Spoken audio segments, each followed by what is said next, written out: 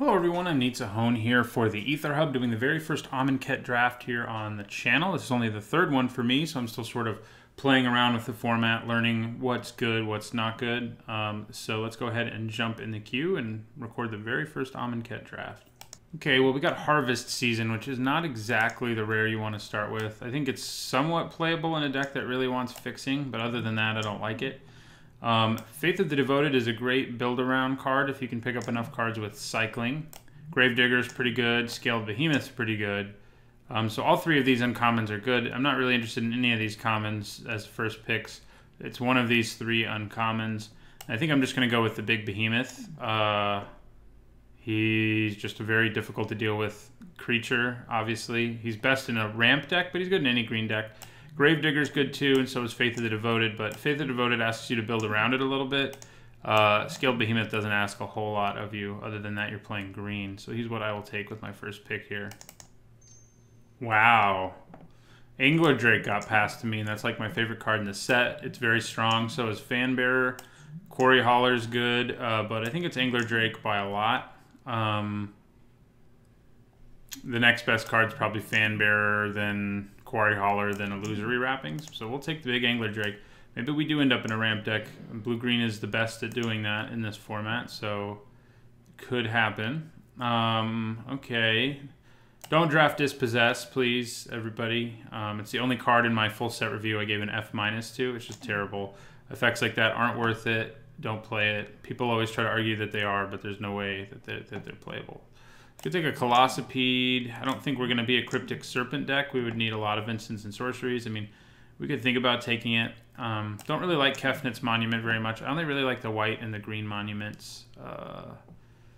So, I think it's like Windsor Rebuke versus Colossopede. Windsor Rebuke, you know, lets me interact with my opponent a little bit. But, yeah, so I think I'll take... I mean, what's the best card in this pack? This pack's pretty weak. Like, the best card in this pack is probably like Cryptic Serpent, but it's just not playable in every deck. I will take Colossopede. What we need is some ramp to go with it, but to go with what we're doing so far, but we might find it. Well, this might be worth something. In fact, it almost definitely is, so it's worth thinking about taking. It'll also help us fix. So that is a possibility.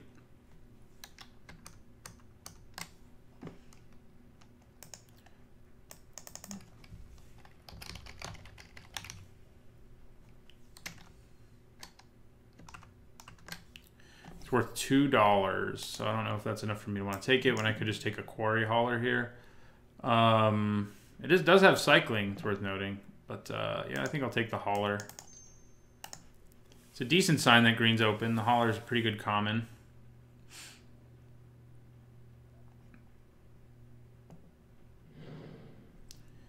Okay, Gideon's Intervention is okay, but nothing special. There's an Evolving Wilds, which could help us splash, which is something that green is good at anyway. There's also a Shimmer Scale Drake, which is a solid little card. I think I'd probably take it over the Kudu. I do like the Kudu okay, but the cards with cycling are all more powerful than you would think because they make cards that are only good in the late game. Normally, once you add cycling to them, you can do something with them in the early game too, and that's pretty relevant. Yeah, I'll take this Drake.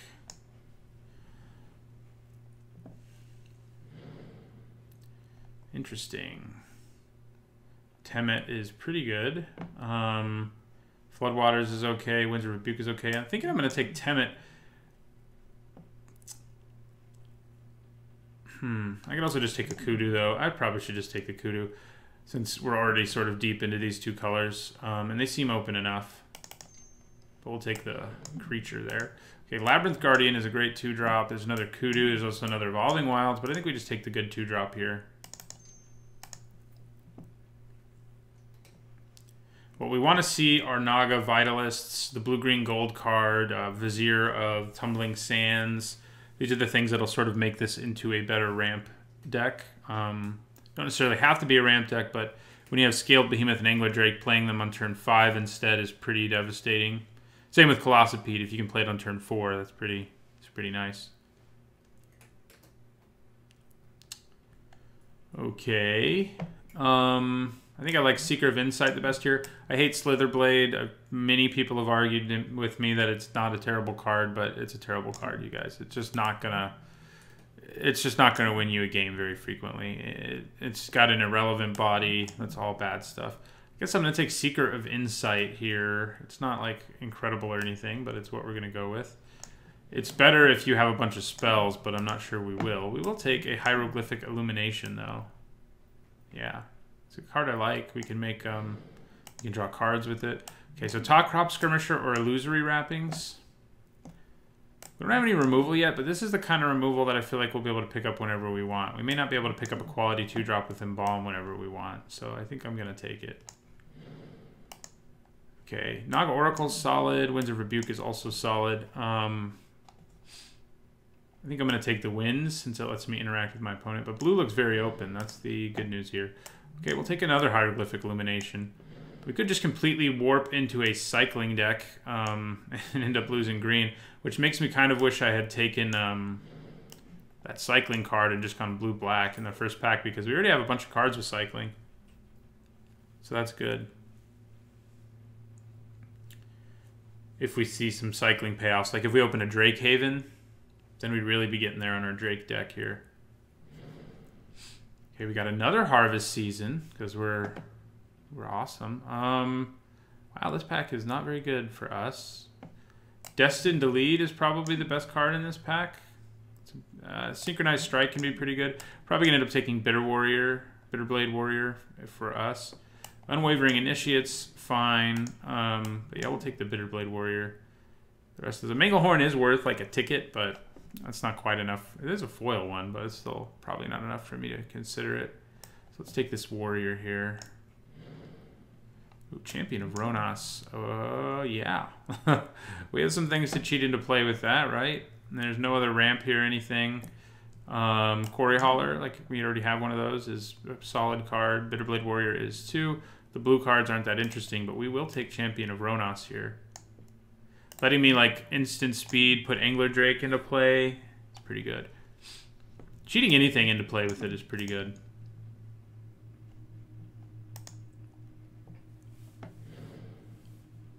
Okay. Wow, Deem Worthy, really? Interesting. And Electrify. Red seems pretty open, I'd say.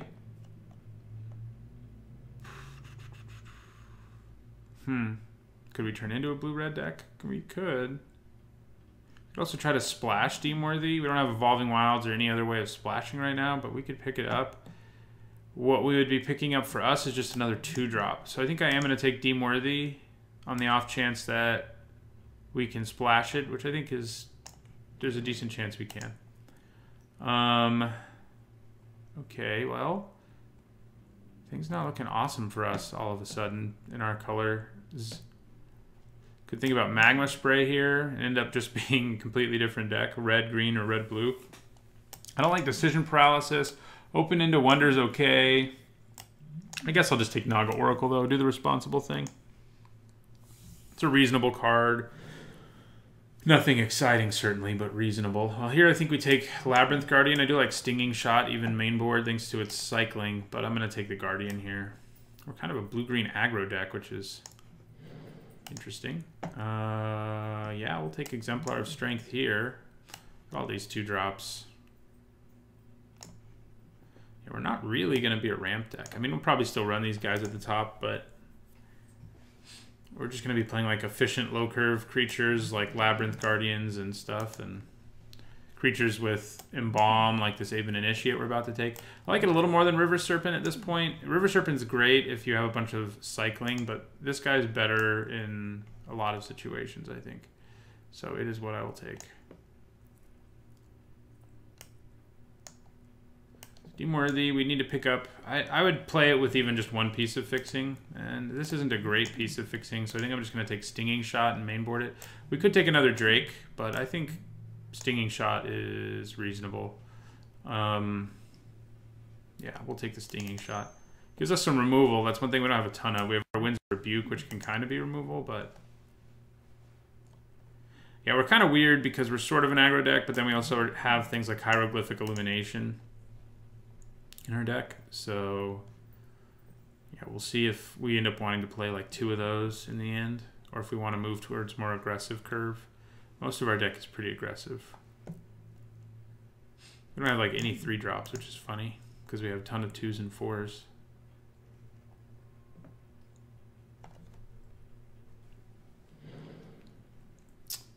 Okay, well, I don't hate Synchronized Strike. Like, if we make our deck more aggressive, it's a great combat trick.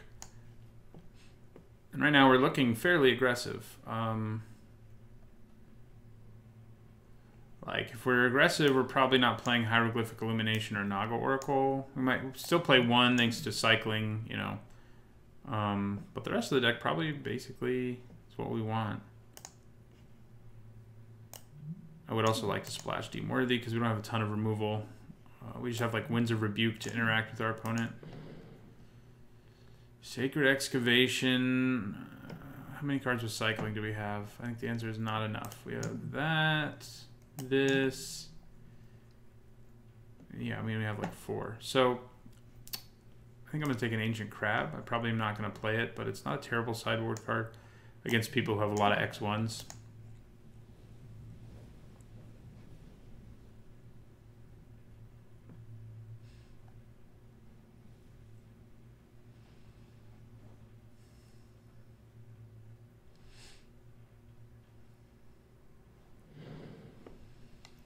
I don't really like any of these cards, but Cancel's an okay sideboard card, at least. The other 2, not a huge fan of. Okay, wow. I think that means red's really open. Do we want to take that and then think about cutting one of our colors if red's strong enough in the next pack? I think we do, because I don't like decision paralysis. So if red... There's another Stinging Shot. I might mainboard too. If red pans out as being really, really open, or we open a red bomb, I might lose one of my colors. It's hard to say which. We have strong stuff in both. But I think blue's probably actually a little bit weaker. Okay, well, Prepare to Fight's very good, but we're not in those colors. Sheffet Monitor is great because it can fix for us, which we want to be splashing red, and it's just a big monster. I also really like Greater Sandworm for that reason. I think I'm going to take the Monitor here. Illusory Wrappings is okay, but it's nothing super special. I think I need to shrink these a little bit so you can see everything we've drafted so far. So Sandworm, like I said, also very good, but I think we want the Monitor more if we want to splash Deemworthy. It does increase how much I would like to get some fixing. Regal Caracal, this is the 2nd draft in a row where I have been like not white at all, and then Regal Caracal's around. So Zenith Seeker doesn't seem bad in our deck. We have a lot of cycling, and we have big creatures who don't mind gaining flying. But I think we got to take Cartouche of Strength. It's a removal spell, a good one. And we have creatures who are large enough to take advantage of it. So that's what we'll take. Wouldn't mind the Takrop Skirmisher or Zenith Seeker coming back to me, though. Okay, well, there's the green-white gold card. Not exactly what we want. Oketra's Attendant is really good if we were white. Might just be another Bitterblade Warrior. Pouncing Cheetah's fine. We could also just take Grasping Dunes, which is a nice little utility land that our Sheffet Monitor can actually search for, like in a pinch if we need to put a -1/-1 counter on something. But I think I'll take another Warrior. Ooh. Angler Drake number 2. Okay. I'm pretty happy about that. We're not splashing you, but we will splash for Deemworthy. So we haven't picked up any ramp, which is a little disappointing. It makes, if we had a lot of ramp, Greater Sandworm, I would just like slam because it's awesome. And I might still, because it has cycling, it makes it a lot more playable. But we also have Zenith Seeker, and we have 1, 2, 3, 4, 5, 6 cards with cycling, and we have big creatures who wouldn't mind gaining flying. It's another good 2-drop, but we're pretty stacked at 2s. I think I take the Zenith Seeker for this particular deck. Cartouche of Knowledge seems okay in our deck. It's good when you have big bodies, and giving them flying can make a big difference. Also replaces itself. There's also a Floodwaters, which is okay. But I think I want the cartouche a little more.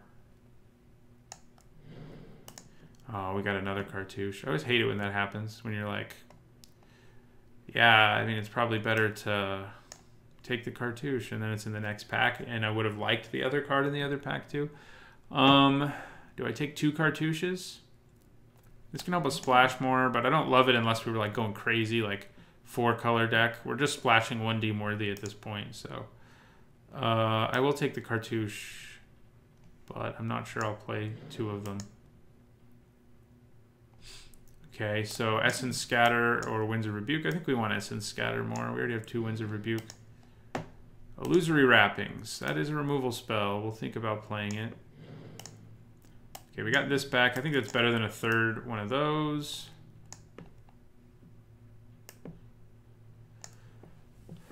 So, we may not mainboard Stinging Shot anymore. We didn't end up with like cycling payoffs, so look at all these 2s.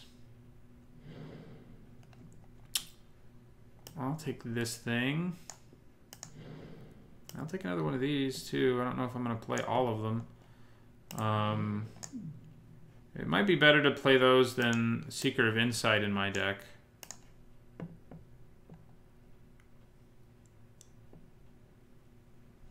It might be. We do have this 1 cycling payoff, I guess. That's something to keep in mind regarding Stinging Shot. I do love the 2 Angler Drakes we have. That's a very, very good card. It's like better than most rares in the format. Okay. Let us see what we want to trim. We're going to need 17 lands. We only ended up with 1 like source of fixing. No mana dorks either, which is kind of sad. So probably cut Winds of Rebuke, one of them. Probably one of these top crop skirmishers. We have plenty of 2-drops without it. Cartouche of Knowledge and Cartouche of Strength are kind of non-bows with Labyrinth Guardian. So that's kind of going to be kind of annoying, I could see happening. Question is, do we even want to splash Deemworthy, or are we making things unnecessarily complicated? It is a very, very good removal spell. And we have a few cards with cycling, plus an actual fixer who also has cycling.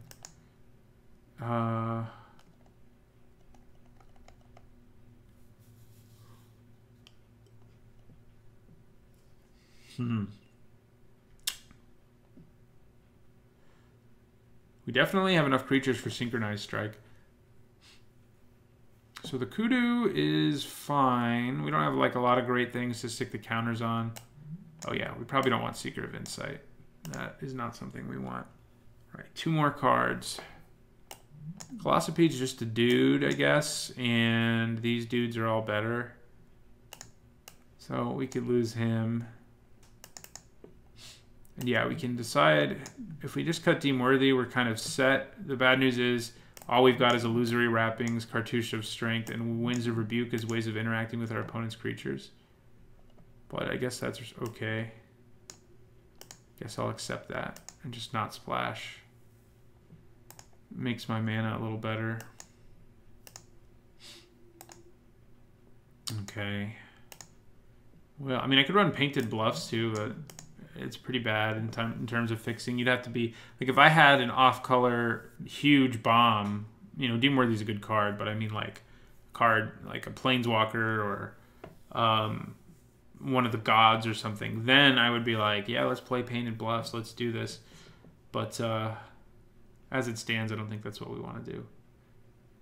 I think we have a nice little early game plan, which then evolves, you know, late game we have massive creatures who are awesome. So I think it's a solid deck. It didn't end up being like a super synergistic deck, really. Blue-green itself in this format isn't that synergistic anyway. It's just sort of a ramp deck. But yeah, I think this distribution of mana is correct. And I will see you guys in the first match.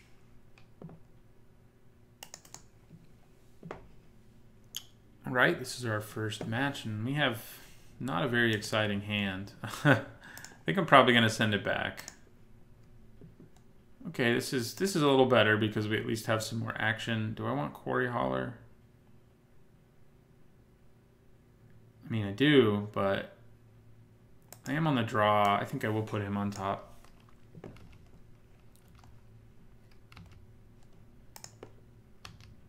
So these are great because you can trade with a lot of things and then get it back later in the game and trade again. You know, they also get in for a little bit of damage, which doesn't hurt.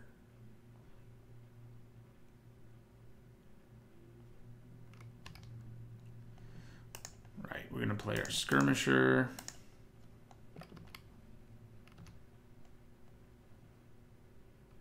Okay, opponent cycling their Wasteland Scorpion. I wonder if they're like a super deep cycling deck. No, there are three colors. I was going to say, if you have enough cycling payoffs like that thing, it becomes kind of reasonable.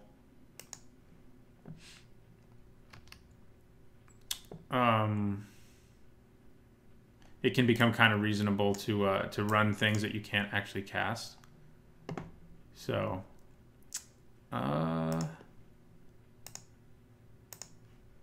I'm going to attack with the Skirmisher. I would trade with either of these.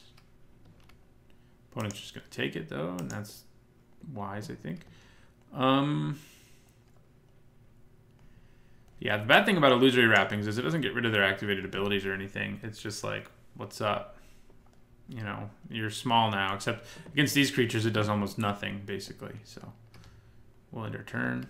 So, Quarry Hauler could be good against Ruthless Sniper, trying to kill our guys.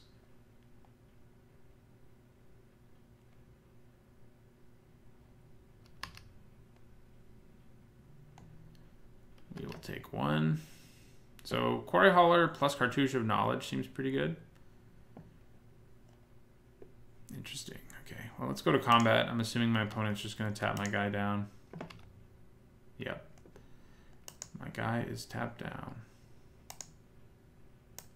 So I'm going to play Quarry Hauler now, even though it would be nice to actually do some things with his Enter the Battlefield ability. But and we'll end our turn.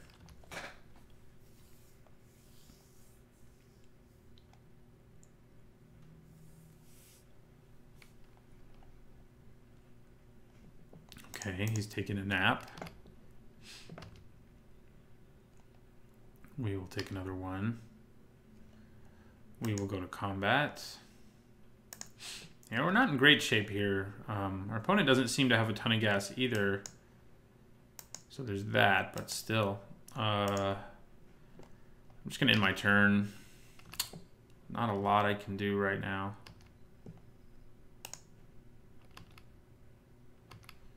Right, we're going to take the one. I have Winds of Rebuke, and I'll probably use that on a creature that costs our opponent a bunch of mana, or in any permanent, so that he has to cast it all over again. But until that point, I don't think I'm going to use it. I'm going to do this.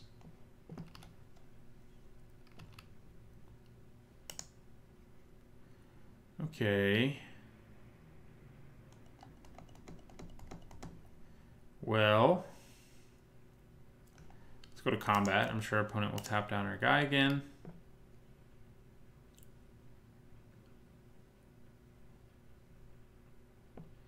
Yes, they do. It's tempting to play the Kudu as a 3/4, but with my opponent's Fanbearer in play, it's not really going to accomplish a ton, so I think I'm just going to play him as a 2/3. Like, I would just kill my creature, and then he'd still only have one he has to tap down every turn, basically. I can put the Cartouche of Knowledge on him maybe next turn. We'll see.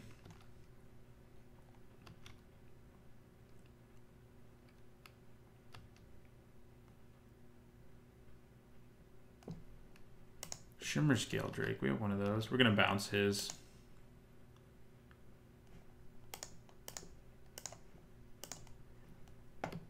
And, oh, we put an Angler Drake in our graveyard. Of course we did. That feels good. So good. So I am going to put the Cartouche.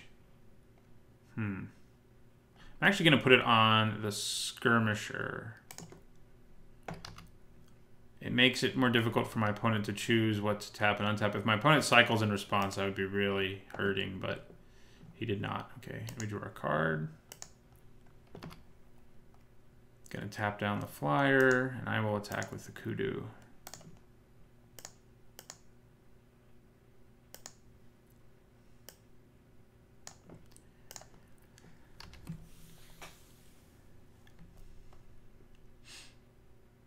Opponent's flooding out just like we are, so there's that. But we also know he has that big Drake, so makes it a little less awesome for us. We might just put illusory wrappings on the dude. In fact, I think that is what I'll do.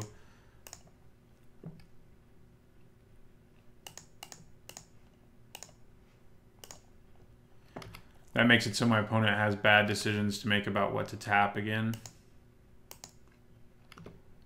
They're not that bad of decisions, but the point is I get in for a little bit of damage that I would not have gotten in for otherwise.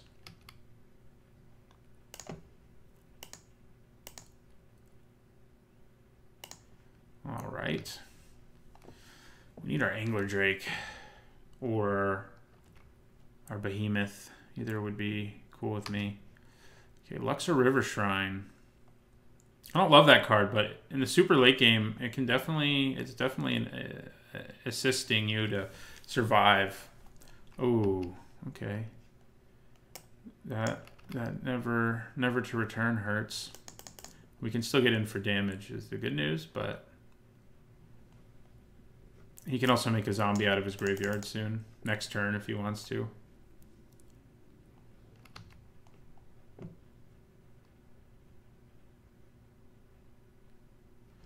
That's what I wanted to draw.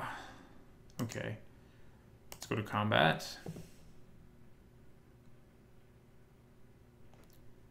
Tap down the kudu. I'm going to attack with my guardian.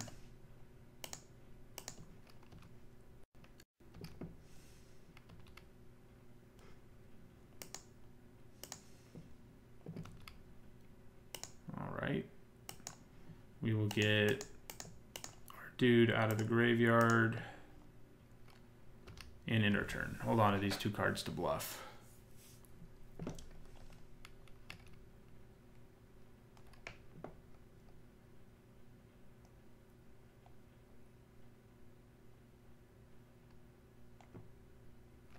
Right, yeah, he's gonna get a zombie. Zombie token. And a sparring mummy. Yeah, that finally puts an end to me attacking, unfortunately. Zenith Seeker, huh? Well, at least you can fly. Opponent goes up to 14. Soon he'll be able to gain 2 life a turn off of that annoying thing. And that is not good news for us. We just don't have any big sources of damage in play right now. Ooh, and our opponent's going to try to kill us with Trespasser's Curse, which I don't think is an especially good card, but given the board state and how I'm drawing, that may just be the way we lose.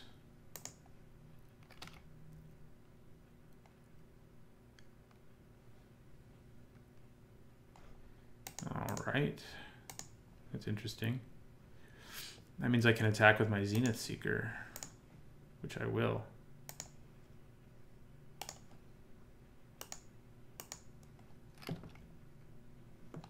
All right.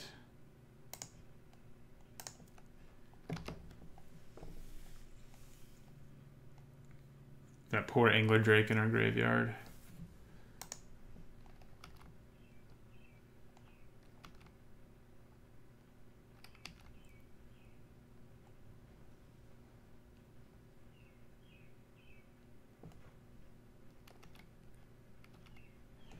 Okay.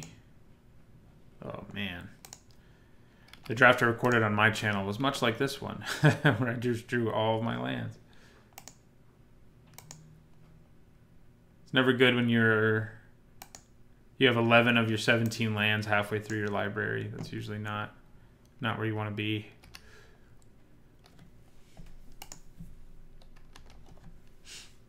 So now we can gain 2 life a turn off of the River Shrine. And he's building his board up while we're drawing lands. So, not so good. We are not in a good place. Opponent hesitant to attack us, though, which I'm okay with. We will play another Labyrinth Guardian. He's going to tap my Zenith Seeker. Yep. And then we'll end the turn. Opponent has so much life, and they're going to gain more and more of it. While they slowly kill us with Trespasser's Curse. Interesting.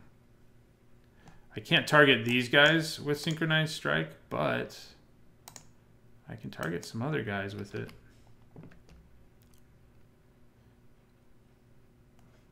Okay. So I think I'm going to attack with the Kudu and the Skirmisher. We want to like break up this board a little bit if we can.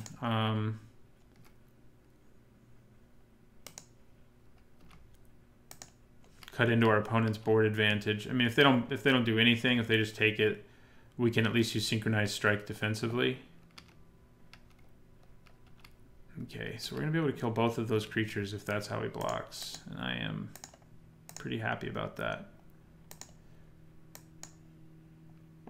So we get a, that's not really a 2-for-1, it's a 1.5 for 1, but breaking up our opponent's board a little bit is good because it means we have more creatures who can attack. In fact, all of our creatures can attack now. There's a big guy. Okay, so let's go to combat. Ooh, did they accidentally put this on themselves? Because I have not been gaining life. Oh, it's when I play a creature. That's right. I thought it was just always. Just whenever I play creature is not that great. So I'm okay with that. Okay, he's going to gain 2 life. And we're just going to bash away with everybody.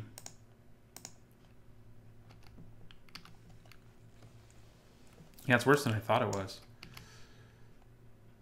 Okay, that's a good use of that, sir.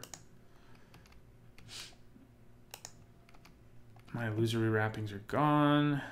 You're trading with that, and you're taking 4. Okay, let's play the big guy.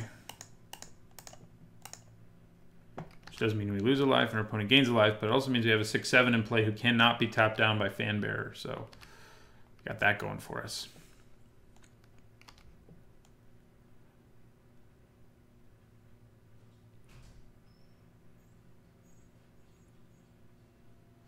Ah, Death Touch. You never want to see Death Touch after you play your Scaled Behemoth. Okay. Well, we're going to attack with these two.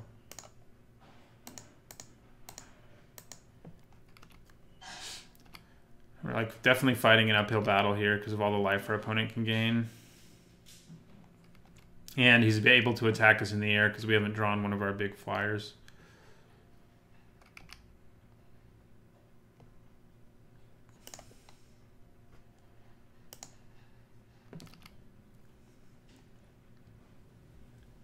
So, yeah, that'll shrink him.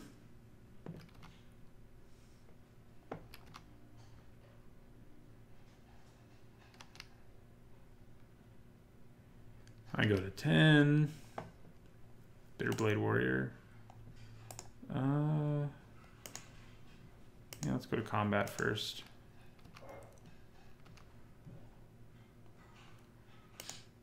But yeah, we really need to draw one of our flyers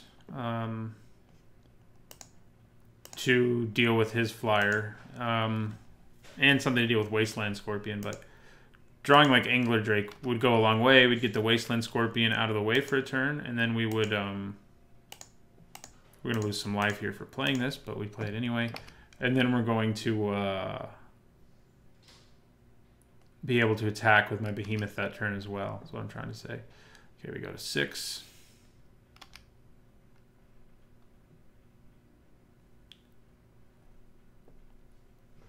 All right, more lands.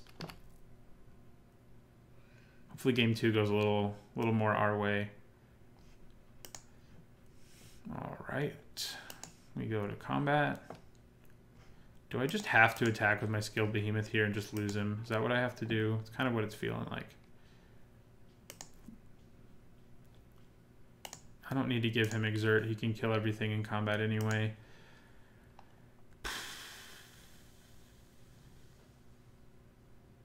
Yeah, let's do it. I mean, we're so close to dying. We're 2 turns away from death. So I think it's a fine move. It's not a great one. Ooh, okay. Do we want to bring in Stinging Shot from our sideboard? I think probably yes. Maybe also Artifact Hate. We have that Artifact Hate card with cycling. I think we drafted one, right?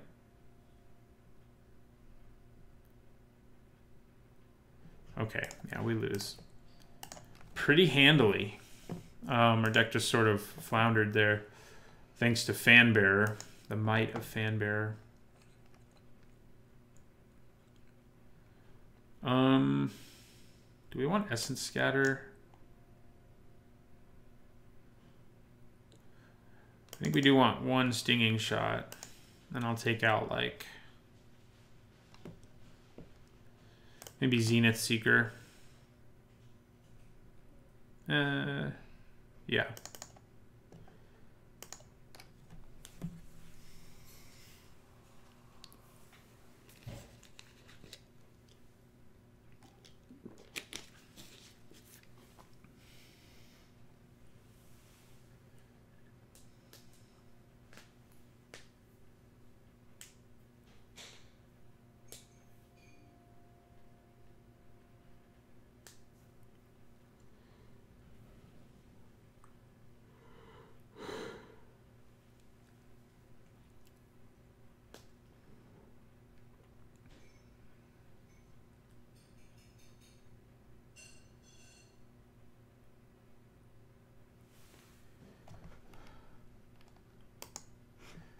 I would like to play first.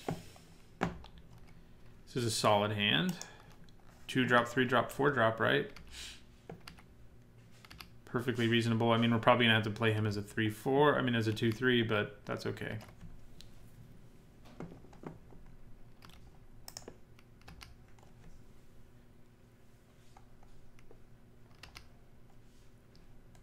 All right.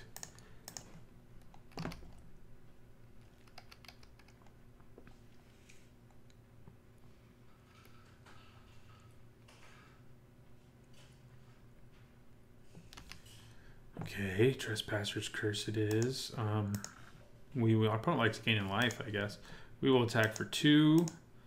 It would be great if we could draw soon one of our big creatures we'd like to cheat into play. We're going to put the counter on the Kudu, because I'd rather not kill the Skirmisher. I mean, I can get it back with Embalm, of course, but it doesn't seem to be especially good. Our opponent has done that with his lands 2 games in a row without really fixing anything. Gotten all 3 of his colors. It's a little frustrating. Okay, so we are going to discard a forest. Goodbye, forest. Opponent discarded a swamp. Oh boy. We drew another land. Okay, so we're going to attack with both of these creatures. He's going to trade with that. So the question is, do I play my champion or do I embalm that guy out of the graveyard? I think I play the champion. On the off chance we draw any creature, really, we get a free creature. So, and then we can also embalm. Opponent has to kill it, basically, or something. Okay, well, that'll do it. That does do it. Okay, so I'm going to attack with my Kudu now. Then I'm going to play the Skirmisher out of my graveyard because I have the mana to do it right now. On a later turn, I may want to play something else.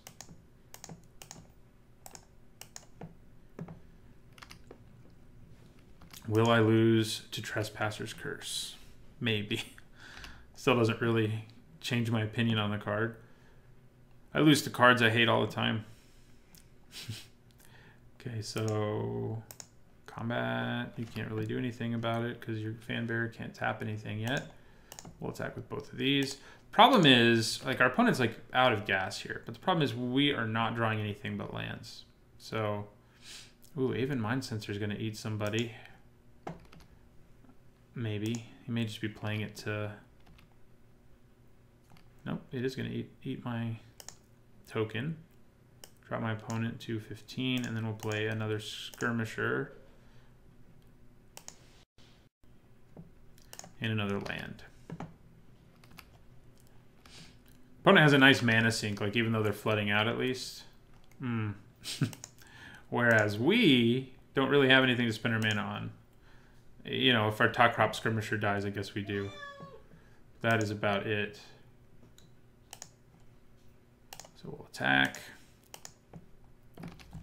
We really need to like draw better. Get better at Magic. I guess I'm just gonna sack my compulsory rested dude.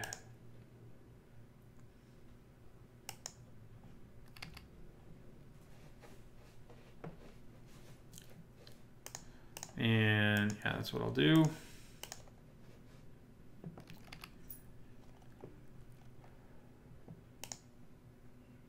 Okay, that's what I'm talking about.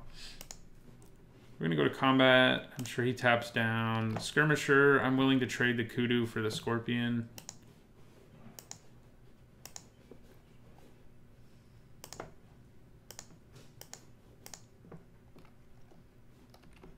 Oh, he's just gonna take it. He knows I have bigger, scarier creatures like the Hexproof guy, but we're gonna play guy with flying here, and that will go a long way towards helping us here. This is the card our opponent killed us with in the last game, so double Fanbearer. How did that even happen? Who was drafting with this guy? I blame you. Ooh, that's actually good right here. I mean, it would be fine either way, but we actually have a counter to remove from our Kudu.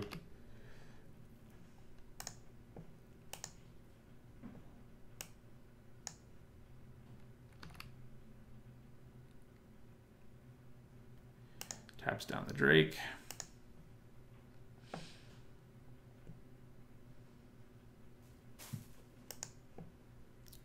We would like to remove the counter. And we will attack with both of these. Opponent's going to block the Kudu now. Go to 12. I will end my turn. Please, Angler Drakes. I drafted 2 of you. Where are you?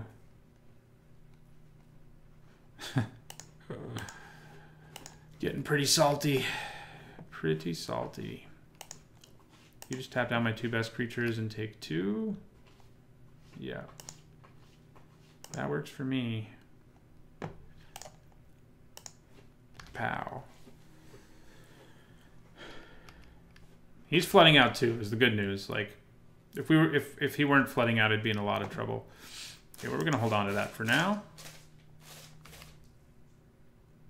Which means that for now, we're probably just getting in for 2 again.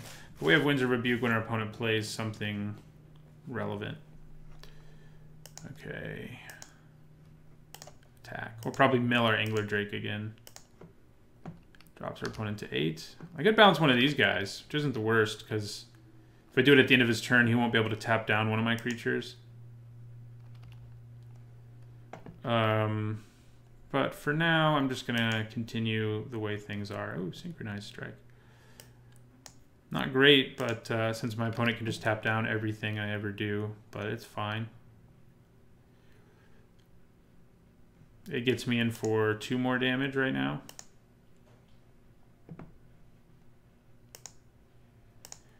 All right, Skirmisher.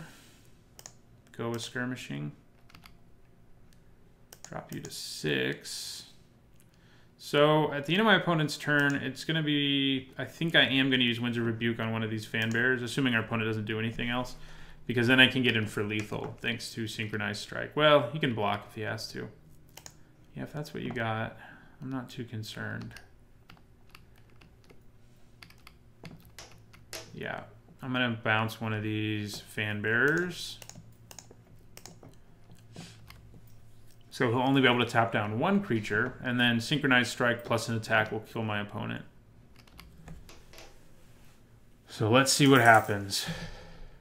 Oh, failure. I can just cast it again, so So thanks.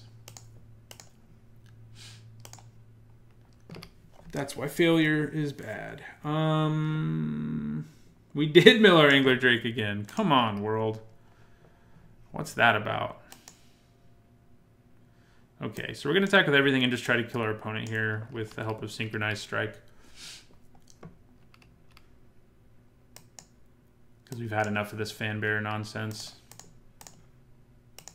Opponent has no blue mana up, so I'm pretty sure they're just dead. They could have impeccable timing, but they're still just dead because Shimmer Scale alone will be lethal. If we draw blue, this hand gets to be pretty good. We are on the draw, but I think I probably mulligan. I can do better than this. Okay, well that's not exactly better. Ooh, that makes it a lot better though. If we can go turn 2, Bitter Blade, turn 3, Cartouche of Strength, kill our opponent's creature, turn 4, Champion of Ronas, that's a pretty good start. Oh, we got that guy this time too to cheat into play. Will we live the dream? Or will my opponent force Champion of Ronas to rest again? So if our opponent plays anything we can kill here, I use Cartouche of Strength. If he doesn't, then obviously I don't. He didn't, so we don't. We're just going to attack with Bitterblade Warrior, and we're not going to exert him.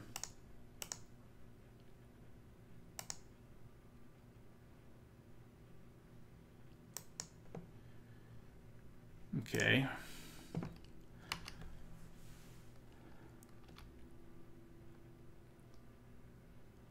Haven Mind Sensor. Well, that's something we can kill next turn with our Cartouche, but I think I'd rather play Champion of Ronas and make my opponent have an answer.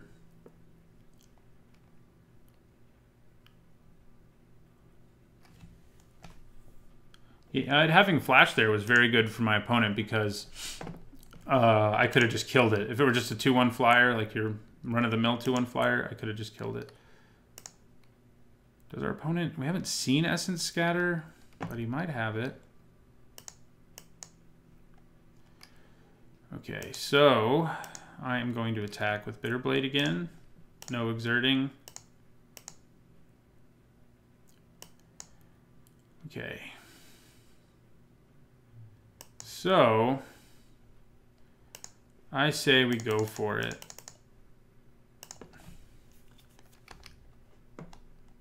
No. Oh, it just went back to my hand. I'm okay with that. He can name it now. But that's not going to be the end of the world for me or anything. That's probably what he'll do to hold me off from playing it for another turn. I don't like Failure to Comply at all. That was one of the narrow situations where it's actually solid. It acts sort of like a bounce spell. But there's so many situations where it's worse. Like in the last game, when our opponent played it, it just didn't matter because I just got to cast the spell again right away. So, yeah. So he's going to name Champion of Ronas. I think. I don't have my chat log open. I'm trying to find the effects area here. Yeah, Champion of Ronas. Ooh. He just suited that thing up and now it's swinging for 4. Man. Do I just use Cartouche of Strength here and 2-for-1 myself? Well, it's a 2-for-2. I think that seems reasonable. I should attack first, though.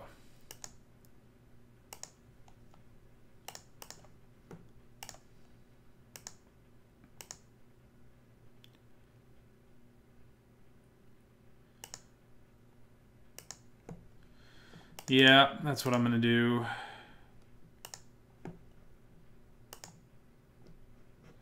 And then... There we go.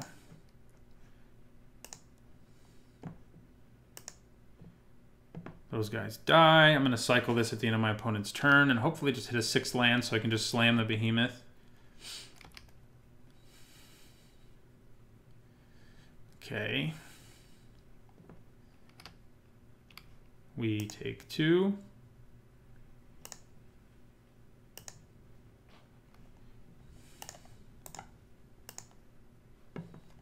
We did it. We hit that land. Okay. Behemoth.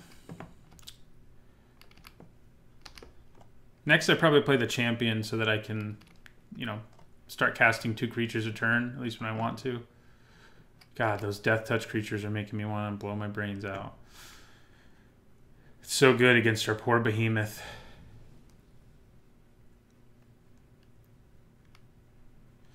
Oh, thank you. There's Angler Drake, which is a godsend right here. We're going to bounce the Scorpion and then just attack with our behemoth, and then we have a 4/4 attacker, so things are going to feel pretty good.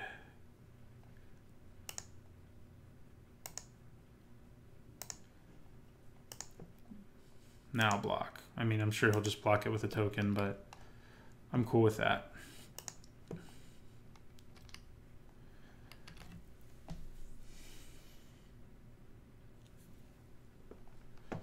Because I can attack in the air now with my 4/4 flyer.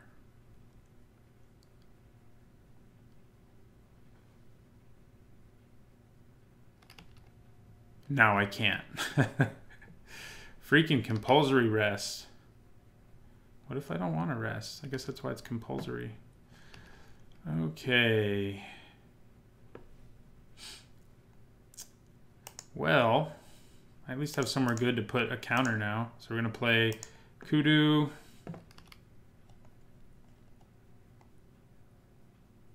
Put the counter on our Angler Drake.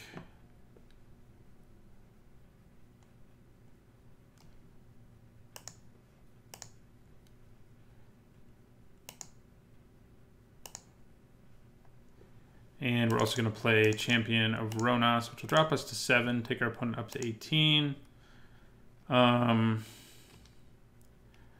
I'm not going to attack with my behemoth yet. I have a big synchronized strike turn potential, at least the potential for a big turn soon. Ah, Fan Bearer, really? That's not what I needed. Oh, man. There goes my synchronized strike.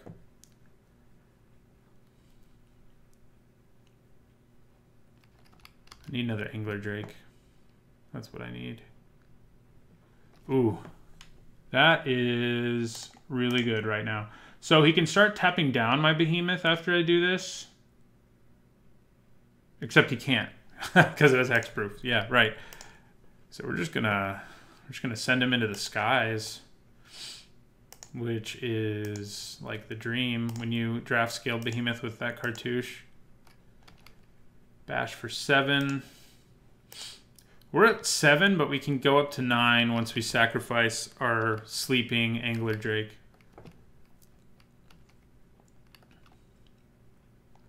I guess I should have just attacked with everything there, honestly, but what are you going to do?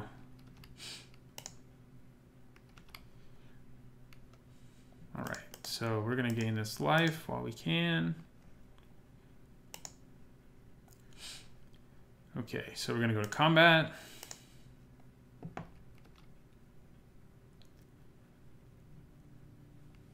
If our opponent had Mighty Leap or something, I'd be so sad, but they're tapped out, so we are okay. Mighty Leap on his Scorpion would not be cool.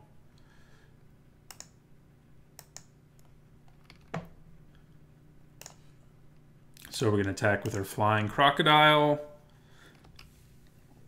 And we'll end the turn. Our opponent has to kill the crocodile or they're dead. We got there. All right. So, first couple games, deck didn't really seem to perform all that well. We did manage to win one of them, but in that one it felt pretty good. On to the second match. All right, going into the second match of an Amonkhet draft, we won the first one. We would like to play first. This is a bad hand. We have all blue cards and 2 forests. If we had an island, it would be great, but we don't, so. And now we have the opposite happening. I think I'm going to have to go down to 5. I'm on the play, so that's rough. And it's rough either way, but it's rougher when you're on the play.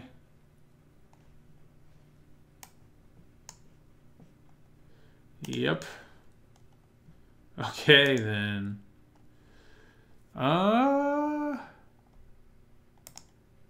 No, we need like one of our 2-drops, one of our mini 2-drops. That can make this hand actually functional. If we draw a 2-drop this turn, play it, and then cartouche our opponent's play, kill it, in other words. Can we do it? We did it. Although that's not nearly as good with the cartouche as our creatures with 2 toughness. We still drew a 2-drop, so there's that. Opponent cycles a River Serpent.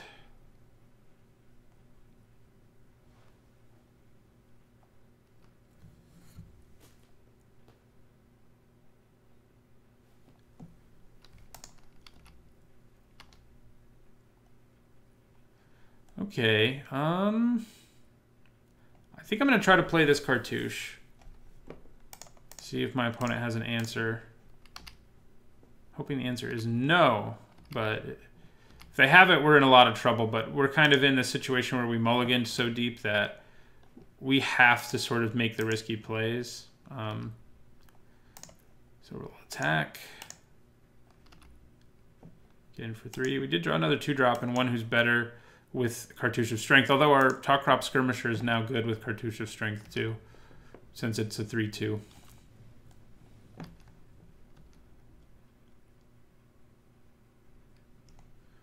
Okay. So, do we just stack another Cartouche onto this thing? I think we do.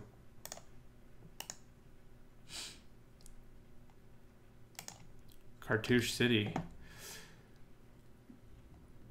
And we kill that.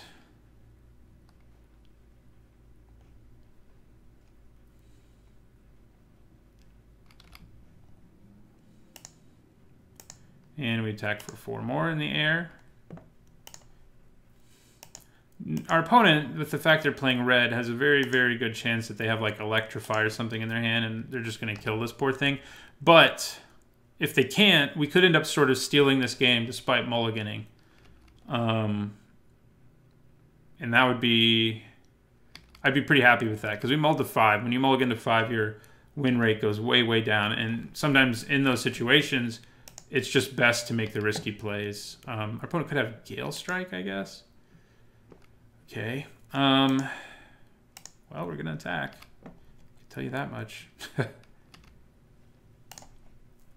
he has Gale Strike, that kind of sucks for us, but we got value out of our 2 cartouches already, so it's really just a tempo play. A solid one, but yeah. So now we're going to play Zenith Seeker and continue our assault in the skies.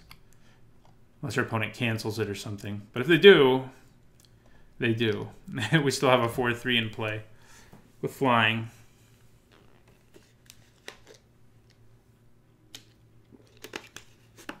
Yeah, they reduce. We will not pay for that.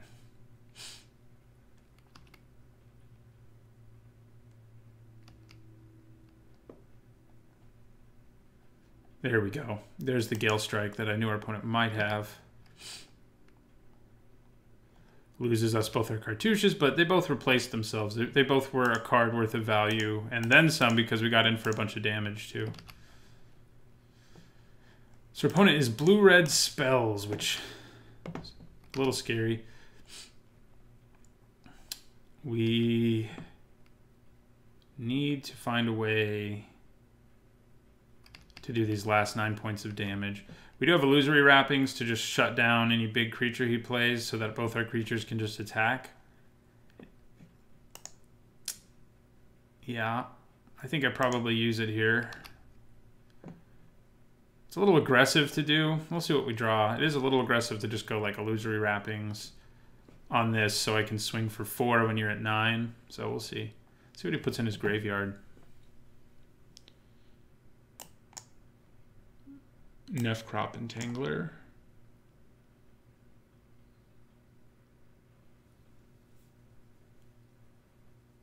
That's it. Okay.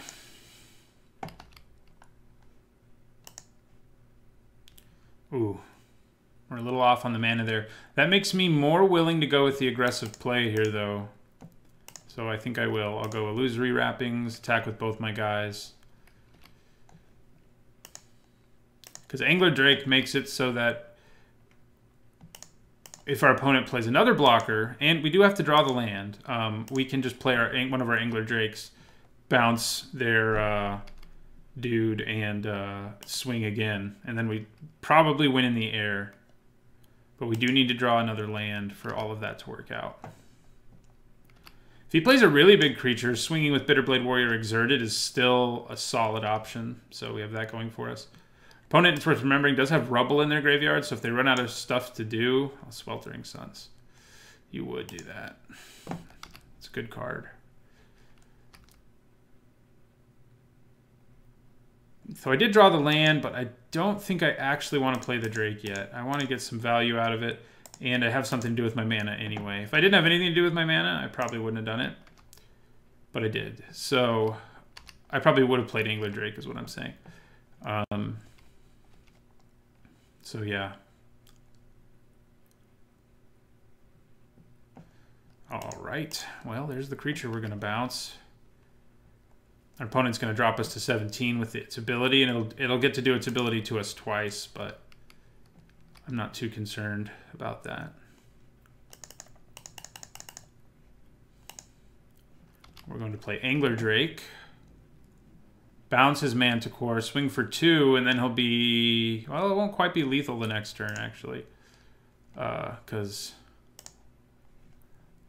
Yeah, but making our opponent recast that is a huge tempo swing.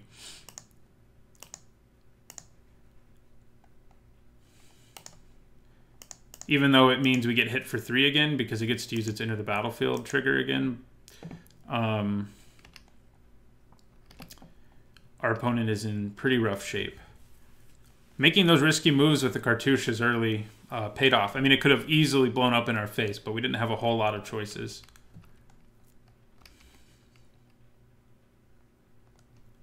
So we know he's got the Manticore in his hand. The question is, what else does he have? Electrify, something like that, maybe. To just kill this Drake. That's not the end of the world if that's what he decides to do here.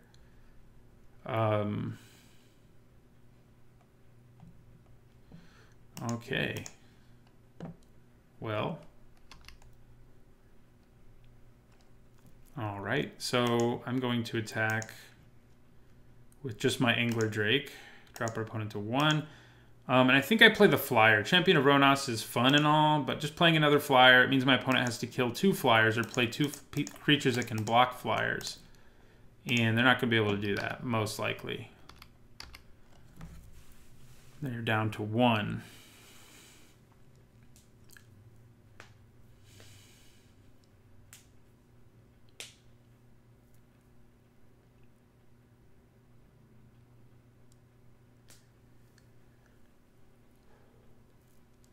It would take a lot to get out of this. Another Sweltering Suns won't even do it because my 2 Drakes survive it. Yeah. Well, we salvaged a 5-card hand thanks to early risky plays that dropped our opponent really low. And then drawing Angler Drake at a good time. Stinging Shot doesn't seem great. I don't think we saw any Flyers. I do wonder if Cancel's worth it against freaking Sweltering Suns, which kills a lot of our creatures. Like a lot of them. Basically all of them. And we at least have several creatures who have Embalm. And these guys don't die from it at least. But still. I want to get a turn 2 Exemplar of Strength. When's that going to happen? But yeah, I still don't think I want Cancel. This might be a deck where this is actually good. I haven't actually... It's such a hard card to judge. It seems like it could be so powerful, but it also is such a bad card in some situations. This deck is 17 creatures, so maybe I should have run it, but... it does give me some additional reach. So, I could have seen... Maybe I should have run it. At this point, though, like, what would I cut out? Maybe, like, the Kudu. It's probably my worst card.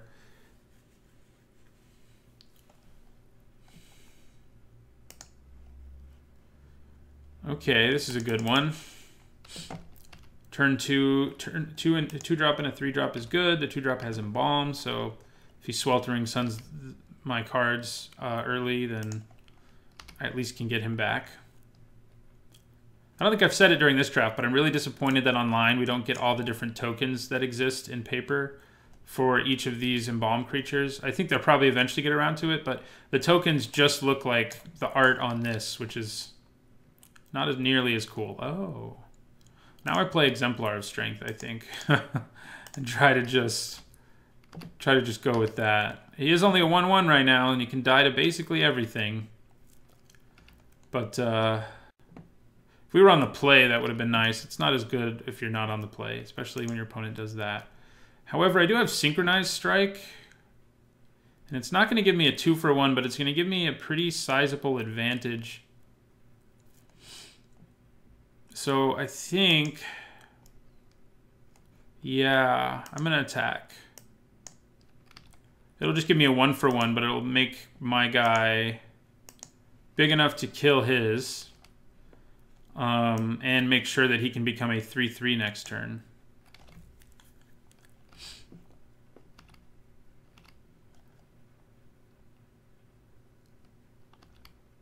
I would love it if he just took it. I would love it so much. He's just taking it. Like I said, love it. Okay, so I'm gonna play the Kudu, I think.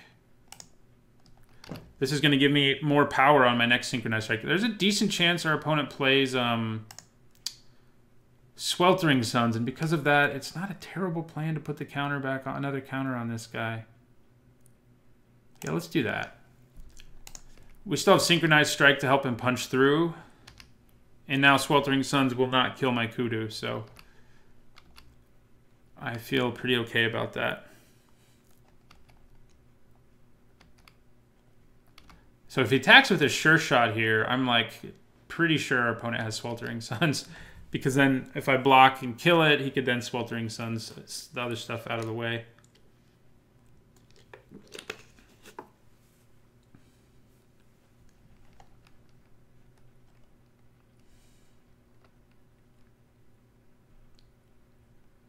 Deem worthy. Oh, he's cycling it to kill that. Okay. Fair enough. Well, I got the turn 2 Exemplar. He did a little bit.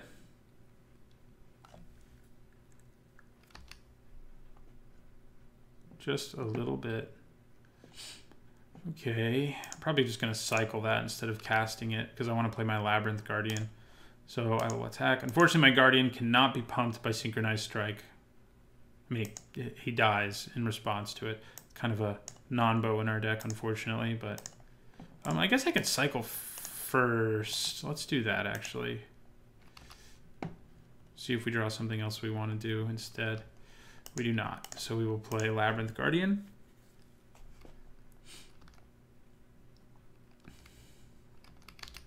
And we will end our turn.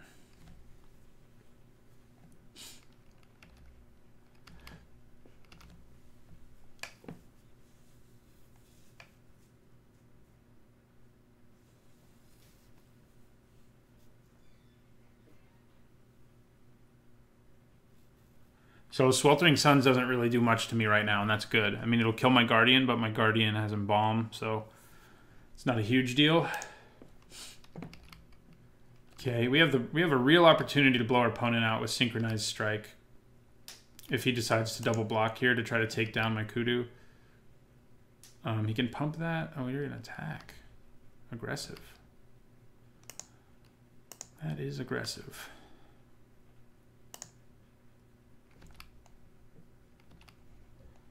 Okay. Hello, Scaled Behemoth. You're coming down next turn. Attack with both of these. See what our opponent tries here. Bounce spell like Gale Strike. Now he's going to Vizier. Okay, so he is going to try to double block, which means we're really going to blow our opponent out here.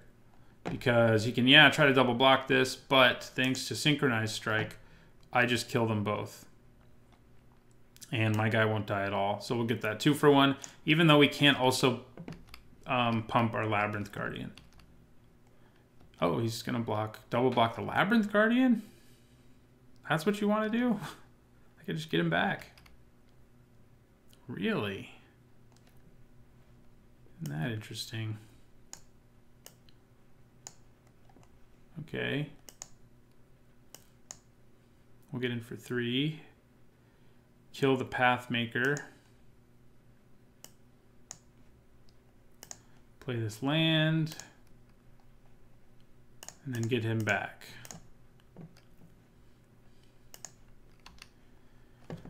See what I mean? If I haven't already mentioned it on this particular draft, it's just the same card.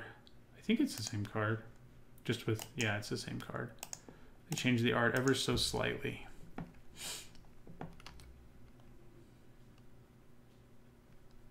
Okay, so if my opponent has an instant speed pump spell here, I am going to be feeling the pain. But I'm going to attack with my Kudu. I could attack with a Guardian too, but I can't pump it, so there's no real reason to do that.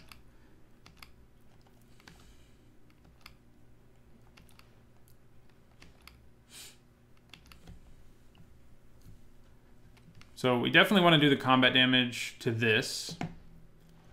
I'm guessing he's just going to pump it here, and I'm okay with that if that's all he's doing. I'd probably just let that happen. I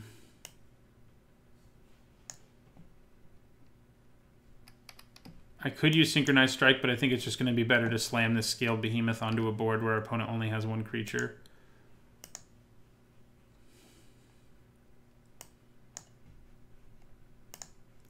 And that is what we'll do.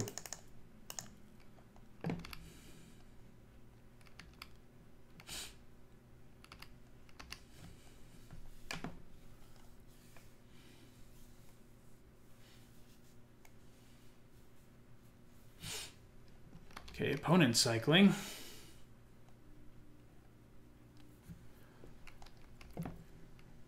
All right, Nephcrop Entangler. Come on down. Okay. I think I attack with both.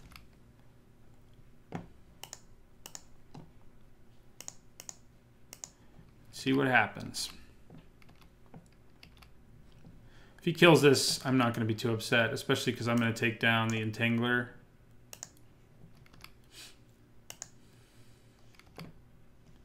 Yeah, so we get in for the 6. Drop our opponent to 6. And then I'm going to play the creature with more power here, which is Aven Initiate.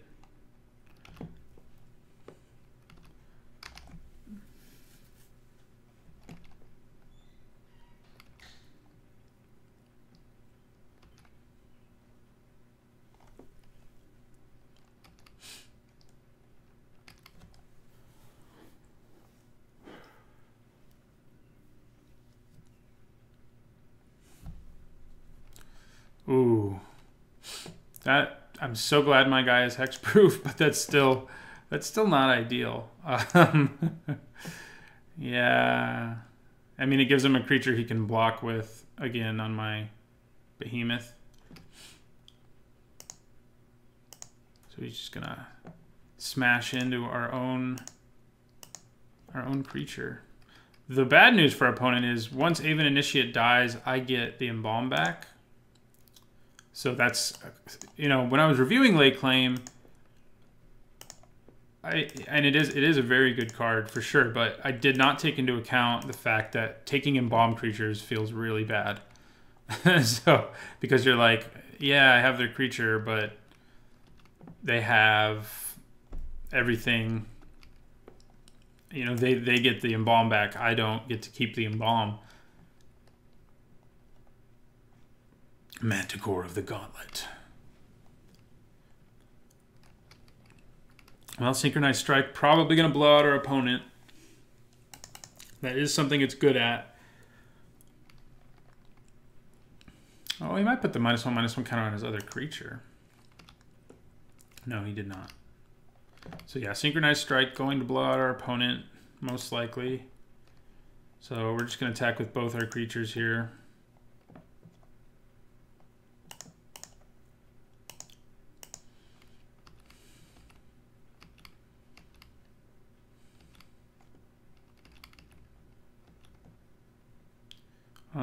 Just in case something goes wrong here. Oh no, we do want to kill that because then we can just get it out of our graveyard.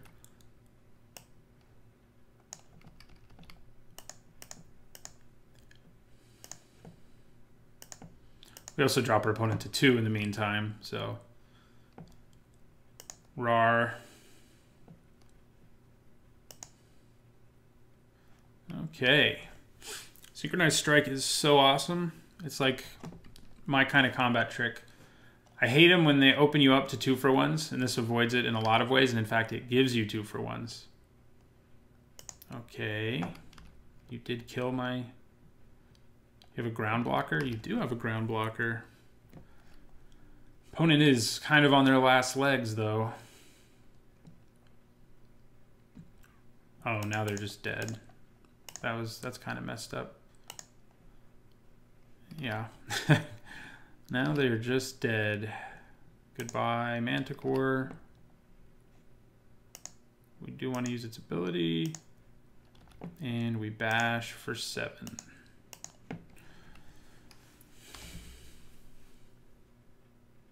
All right, looks like we are 2-0. I'm going to try to go into the last match and finish 3-0. Hello everyone, we are going into the final match of an Amonkhet draft. We are 2-0, trying to go 3-0. It will be my first trophy. This is only my 3rd draft of the format, so that would be good. Oh man, this hand is interesting. It's pretty good, but we have to hope we draw a few lands. I think it's a keep. It's like a borderline keep, but I think it's a keep since we have 2 2-drops we can play. So like even in the event we don't draw a 3rd land, which is what we really want to do for these 2 cards, and someday we'll get the mana for Angler Drake too, but not for a while. Not for a while. At least they didn't play a Fan Bearer. That seems to usually be, hey, we drew the 3rd land. That's good news. So I'm going to play the Labyrinth Guardian. He can probably swing through any 2-drop our opponent plays. This is the reason I played him instead of the Skirmisher. The Skirmisher can't swing through. It can trade with most 2-drops, but it can't swing through them like our Guardian can.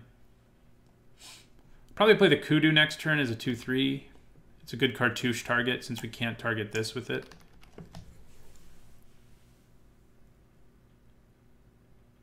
Opponent could use a pump spell to kill our Guardian. That may be what they're thinking about doing or something.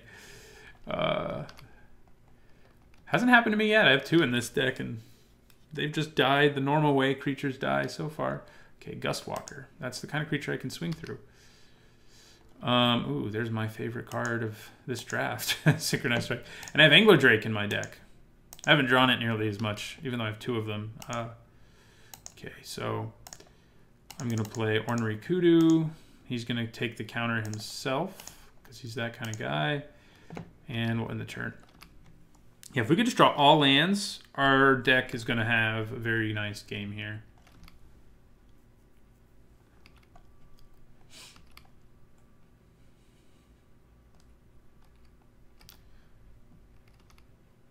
Yeah, if our opponent tops out, we're probably cartouching. We also have Synchronized Strike as an option, depending on what our opponent does here.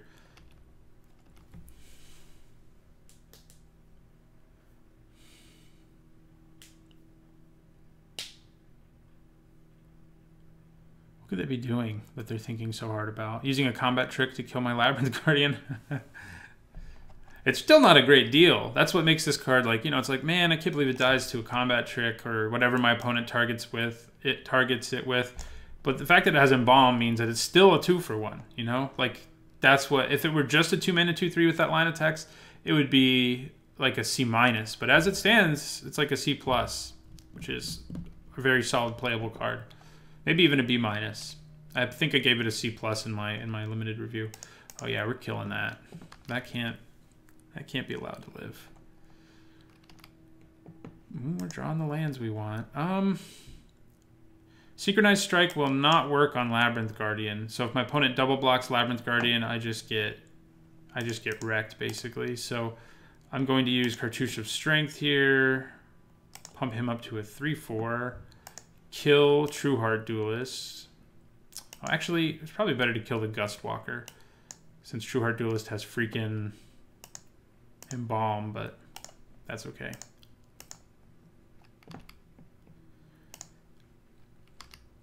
We can Angler Drake the Embalm token.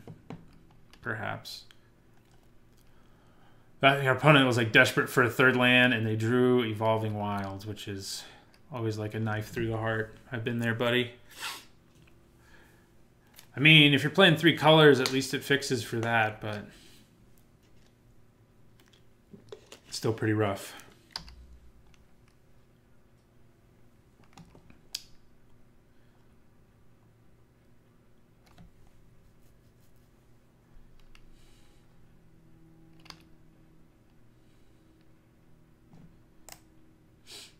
Yeah, it's funny, I have 2 of these. If I think I've only cast it once, and I have 1 of these, and I think I've cast it like 4 times. So it's magic for you. This was the card I was the most excited about getting a chance to play because I hadn't drafted one yet. Again, this is only my 3rd draft, I think. Right, we will take 3 in the skies. Okay.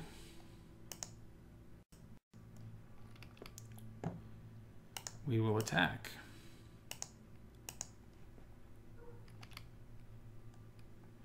Impeccable timing. Prepare. Okay. Well, if he blocks my Kudu, we're going to be okay because I can use Synchronized Strike. If he blocks the Guardian, not so much.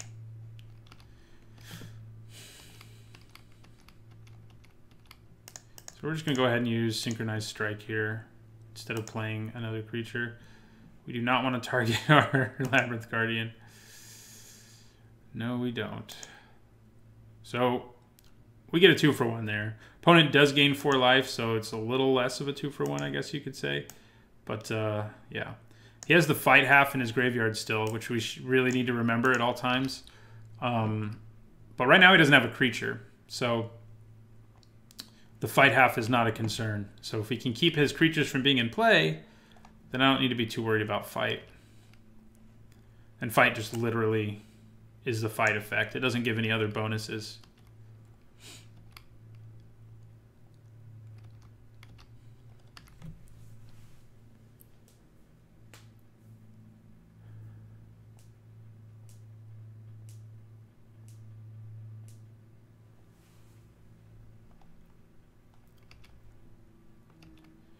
Unwavering Initiate.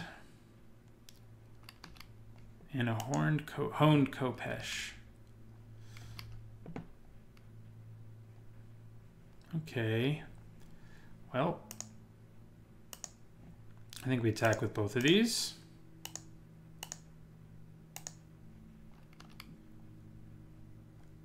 Opponent trades there.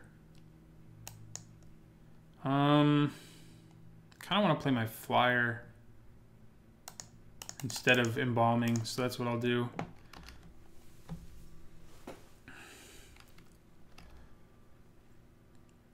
It's interesting he decided to block because he could have equipped this and had it be able to block my Kudu, but he may have something in his hand that does just as good a job of blocking. So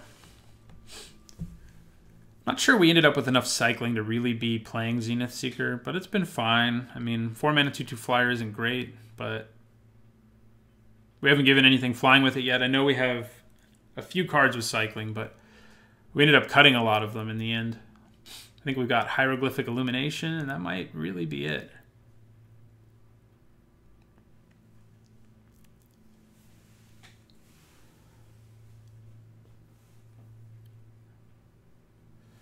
Those who serve. Yeah, you can equip that, you jerk.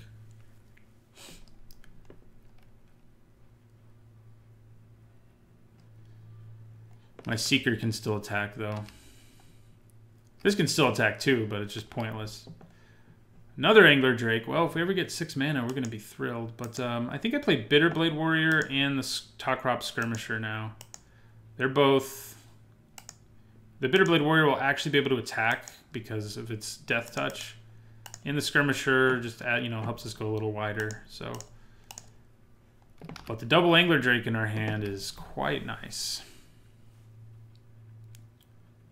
And we have some value in our graveyard. Our opponent does too. He has Fight in his graveyard. So that could be what he's about to cast on my Bitterblade Warrior. Which would suck, but He could also do it on the Zenith Seeker. Either one would be kind of annoying, but it's not the end of the world. I'd still have a creature who can attack. He can't kill them both. Yeah, he's fighting my flyer. Attack. Come on. Attack into my Kudu. If he did, I would definitely not block it, though, because that definitely means our opponent has some sort of trick up his sleeve. If he's just like, I'll attack.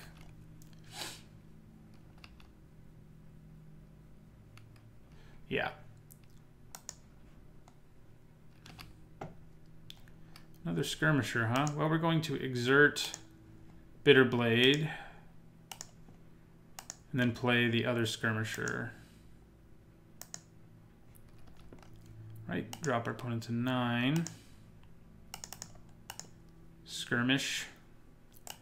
Labyrinth Guardian isn't really that much better than they are. I mean, the difference is I could have more cards in my hand, and I had the mana to do it, so maybe that would have been the wise thing to do there, is play Labyrinth Guardian, because I could draw like a 4-drop now. Or a 2-drop, or a 3-drop, so I really just need to play these Drakes. That's all that I really need to have happen here. Okay. So you've embalmed. All right. I think now I do go ahead and embalm my guy. And we just end the turn. Our Bitterblade Warrior isn't going to be that great right now. Oh, we also have that Drake who cycles. I've cast it every time I've had it. I haven't cycled it, but come on, 5th and 6th lands. You can do it.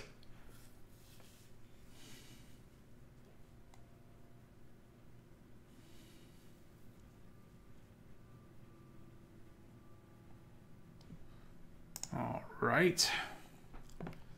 He is quite large. I'm just going to take it.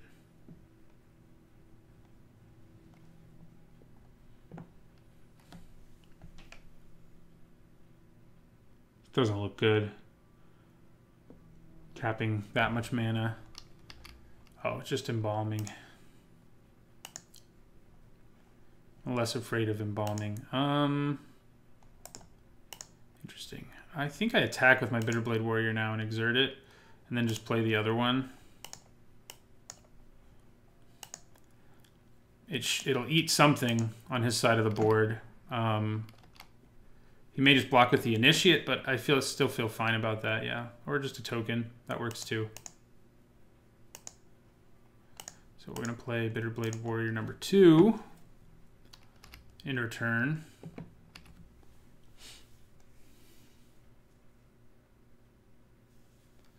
But yeah, I feel like the longer it takes us to play this Angler Drakes, and we haven't even drawn the 5th land for it yet, the worse things are going to get for us. I might double block the Initiate this time with my 2 skirmishers.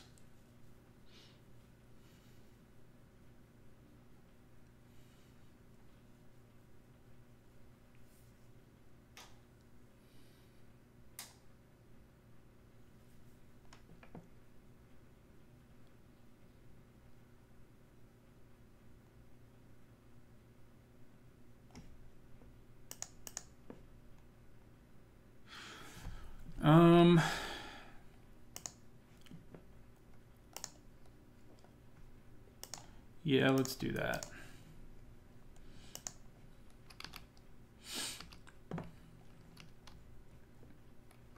His guy comes back with Embalm. My guys come back with Embalm. Doesn't seem like the worst deal.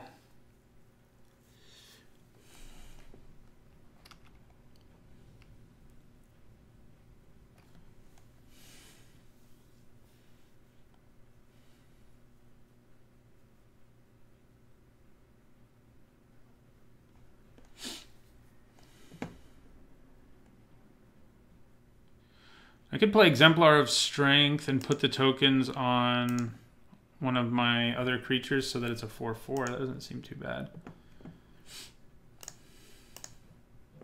Hey, only 1 land to go.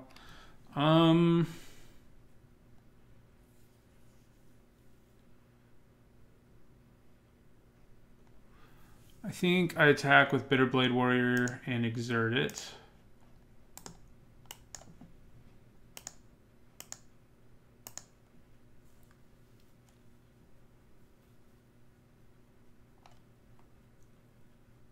Okay, he's just going for that trade. I'm fine with that.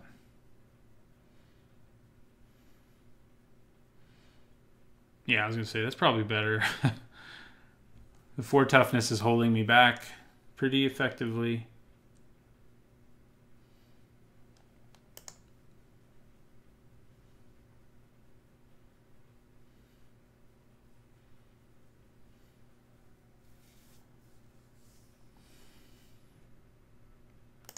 All right, that guy is gone.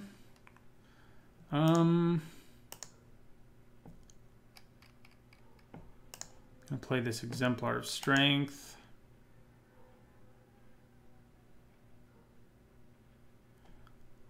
He's not going to be that great as a 4/4, so I'm just going to put the counters on himself because a 4/4 still dies in combat with an Unwavering Initiate. So I think keeping 3 creatures is better, especially if we can Angler Drake away this token.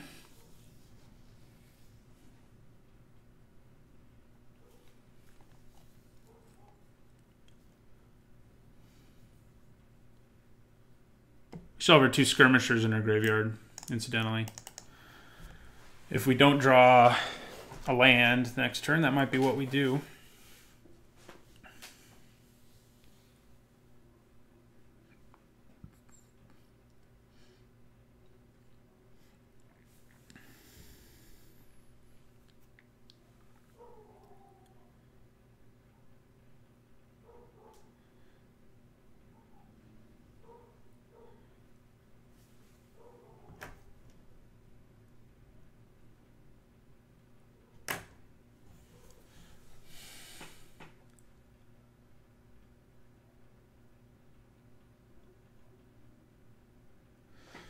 Compulsory rest. Should I bounce my own creature? No, I shouldn't. So if I draw the land for Angler Drake, I'm gonna be pretty pumped. I am gonna declare a block here and see if my opponent can do anything filthy and take 4.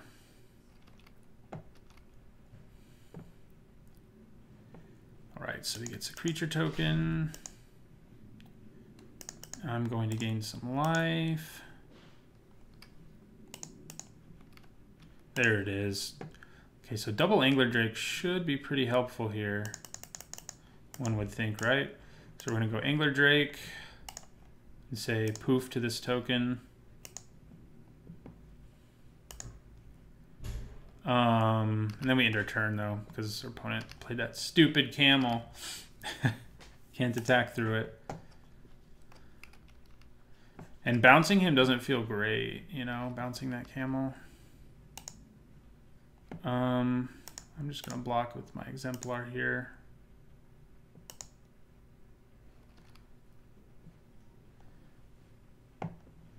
That is probably what I'll bounce with my second Angler Drake.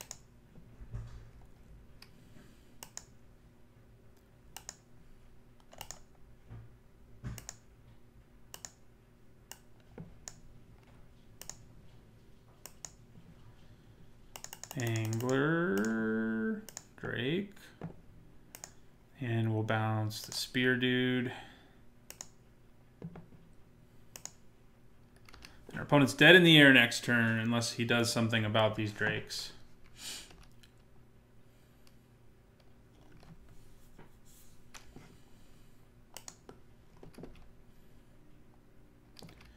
I will take 4.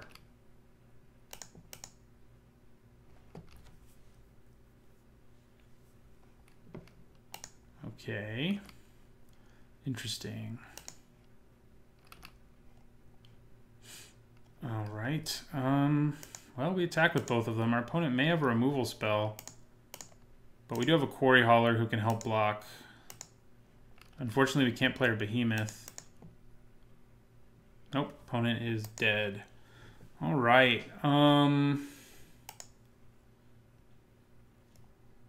Whale. I don't really see a reason to change things. Our opponent does have a lot of tokens, which makes Winds of Rebuke moderately better, but we already have 1 Winds of Rebuke and 2 Angler Drakes. That's probably enough in terms of bouncing. Opponent also does have fight cards, though, and combat tricks. So maybe I bring in a Winds of Rebuke and cut a Illusory Wrappings. And he also has a bunch of Embalm, though, so Illusory Wrappings will stay in, I guess.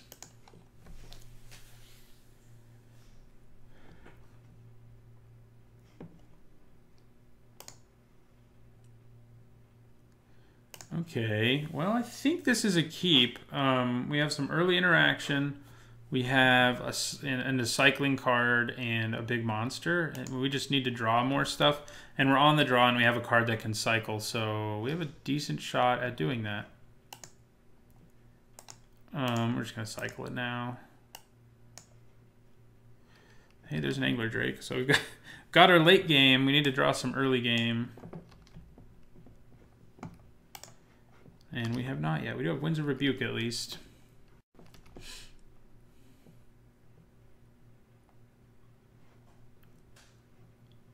If he plays a creature here, I'd probably wait till he equips it with the Kopesh to bounce it, just because that's like some extra value. Okay, well, we drew our Guardian. I think we go ahead and play him and just brace ourselves to take a ton of damage this next turn. Up to 5.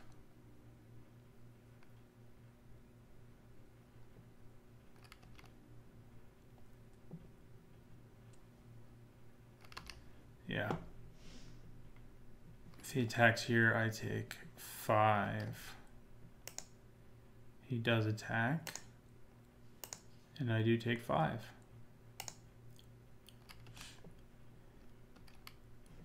Those who serve. Shimmer Scale Drake. Okay, I can play you next turn at least. I'll end my turn. Probably end up using Winds of Rebuke here. At the end of our opponent's turn on whatever they might play. Then play my Shimmer Scale Drake.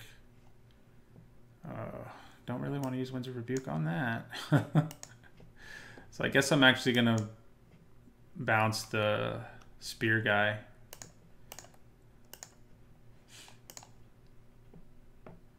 And we milled an Impeccable Timing and a Cartouche. And we put a creature with Embalm into our graveyard. That is not bad. That is not bad. Okay, so we're going to play Shimmer Scale. And we end our turn. So the question is Angler Drake or Scaled Behemoth next turn? That's a good problem, a good question to have, but it's going to depend on what our opponent does exactly. Chances are Angler Drake's going to be the better move.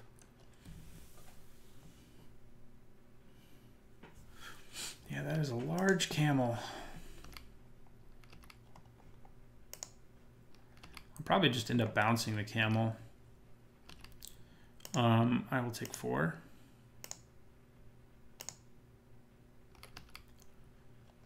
I guess playing the Behemoth is also reasonable. But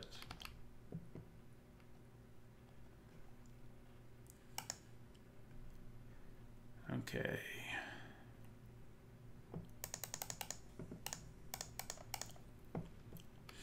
We're going to play Angler Drake. And we are going to bounce Supply Caravan. I'm not particularly concerned about these 1/1s tokens that my opponent's going to get out of the deal.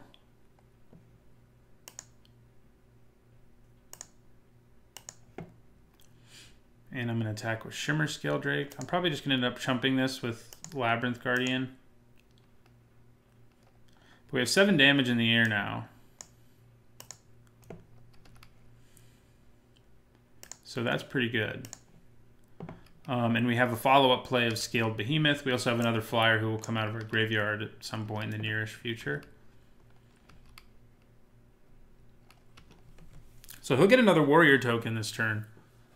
Chances are, because he'll attack with his spear guy.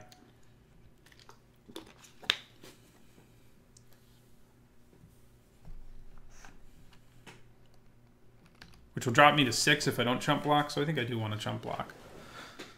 I think I do.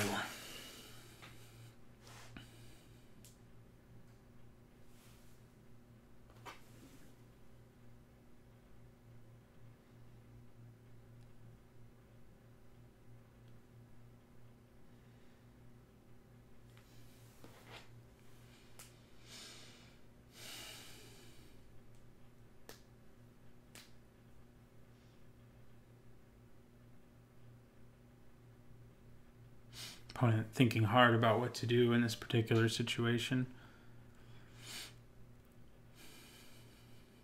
I think we do play the Behemoth next just because he can brick wall all of these creatures. He's not going to end up being what wins us the game by attacking, but he can block Ret, Crop, Spear, Master all day. So that's pretty good.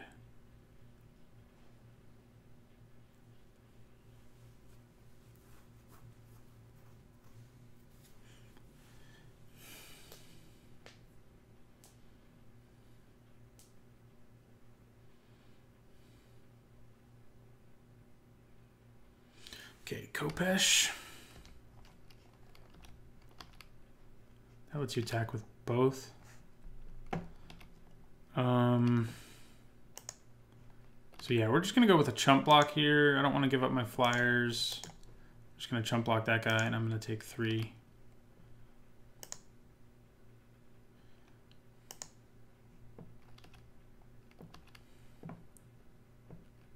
Camel comes back. Yeah, that's not great news. This guy's not going to untap next turn, though. It's worth remembering. Oh, come on. Fanbearer? Where'd that come from? That definitely complicates things for us. We may not even be able to attack now.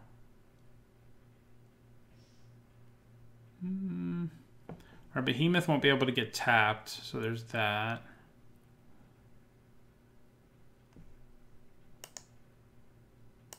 I think I'm going to attack with my Angler Drake. And we should have enough going on blocking-wise that him tapping down one of my creatures won't matter. My Behemoth will be able to eat one of them.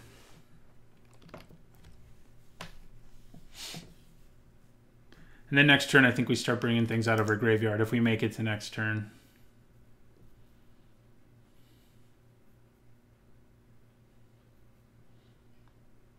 Because he can really only attack with these 4 creatures. He can tap down my Drake, but then my Scaled Behemoth eats Supply Caravan or those who serve.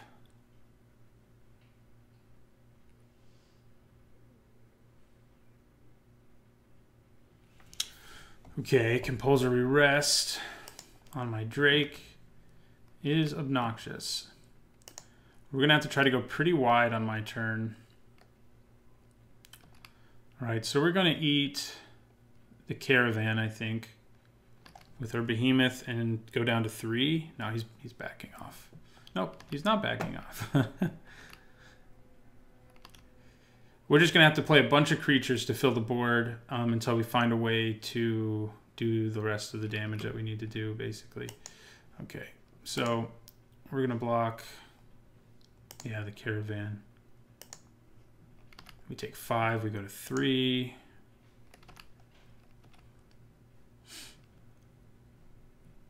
Another Angler Drake would be great. We do have another one. It could happen. Ooh, that is pretty good. Okay. All right, so Cartouche of Strength on Scaled Behemoths, because we know our opponent can't interact with Scaled Behemoth. And I think we just kill Fanbearer. Yeah, that's what we do. Goodbye, Fanbearer. No more bearing fans for you. Yeah, you tap my Drake.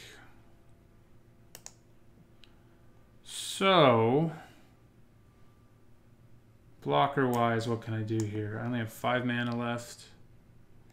So I can only play one more blocker.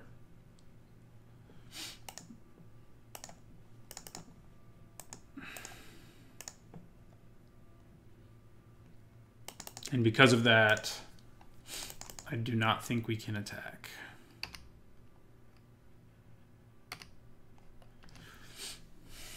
There could have been something to be said to use compulsory rests to gain the life from that and play Talkrop Skirmisher instead. But playing a 2/3 is pretty good right now. It blocks 3 of my opponent's creatures.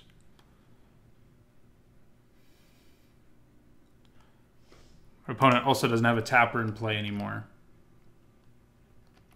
Okay, he's going all in. He could have his own, that combat trick that gives +2/+2, but that still won't be enough for Scaled Behemoth to not kill the Spearmaster. It would be enough to kill us, though, because he could just pump the 2 creatures I can't block. Okay. Oh, do we take 3 no matter what because he pumped that creature? We do take 3 no matter what. We really needed to gain that life. Oh, yeah, we take 3 no matter what. Did not see that. All right. Well, that's rough. Really should have gained if we gained the 2 life there, I think we win. We would have won, but that is not what we did.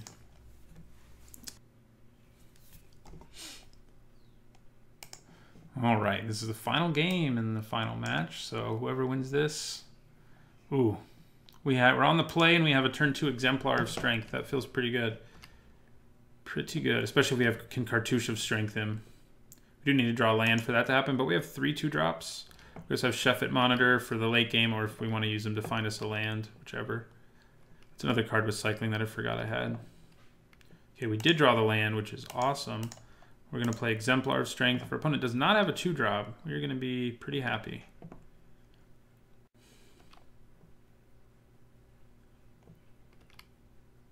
Because we can just start rolling. This will just get bigger, gain us a bit of life. He could put Compulsory Rest on it. But if he's putting that on a 2-drop, I don't feel too bad about it. Okay. Okay. Do we just offer up the trade, which isn't a real trade because our opponent gets their creature back? I think maybe we do. We could live the Champion of Ronos Dream this game. Yeah, let's just do it. And then we'll play Labyrinth Guardian, yeah. All right, block away. Did not get to run my opponent over with that, unfortunately. So if we draw 4th land, we can Champion of Ronos. We can't use Cartouche of Strength very effectively on Labyrinth Guardian. We can't use it at all. I say not very effectively. It would just kill. It would just 2 for 1, 2 for none, basically. My opponent would get me to get rid of 2 cards for nothing.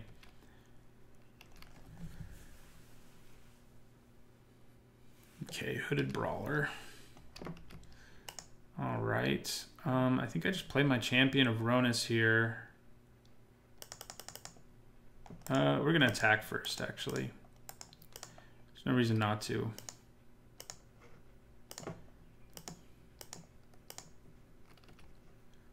All right, get in for 2. And play Champion of Ronos. I do like this Hooded Brawler a lot. I've seen it kind of late in drafts, but it has a very relevant body even into the late game, thanks to Exert. Most 3-drops can't say that. So we could cheat Sheffet Monitor into play next turn, which if our opponent just has Hooded Brawler in play is definitely what I'll be doing. We know our opponent has a lot of removal, though, so a Compulsory Rest getting put on our champion is not impossible.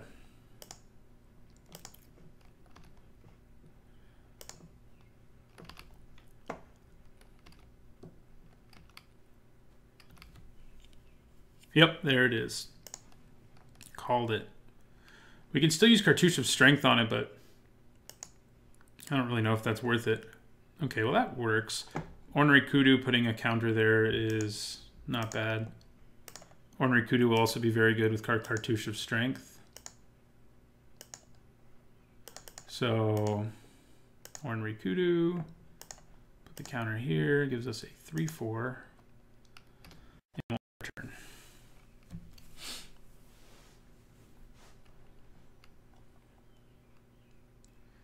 Nobody ever let us live the Champion of Ronas dream in this match. It's kind of sad. In this draft in general, I mean to say, not even just this match at all. That is aggressive. It's going to make my Cartouche of Strength very happy if you decide to bash me for 5 here. I'll put the Cartouche here, kill those who serve. Okay. Yeah, so we're just going to go Cartouche of Strength. Kill those who serve. Swing for 6. And then also play Top Crop Skirmisher.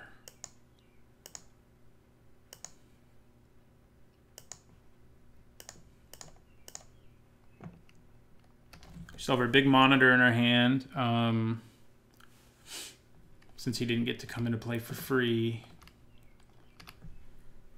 I guess that's what Champion of Ronas is good for. It just eats a removal spell every time you play it. One time our opponent did it when we didn't have anything good in our hand. But the other times I've done it, I've had very large creatures in my hand that would have been nice to just put onto the battlefield.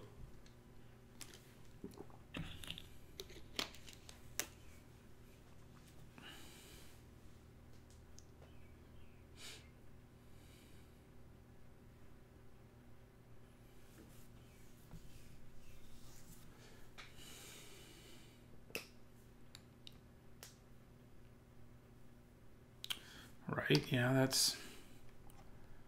that is a thing.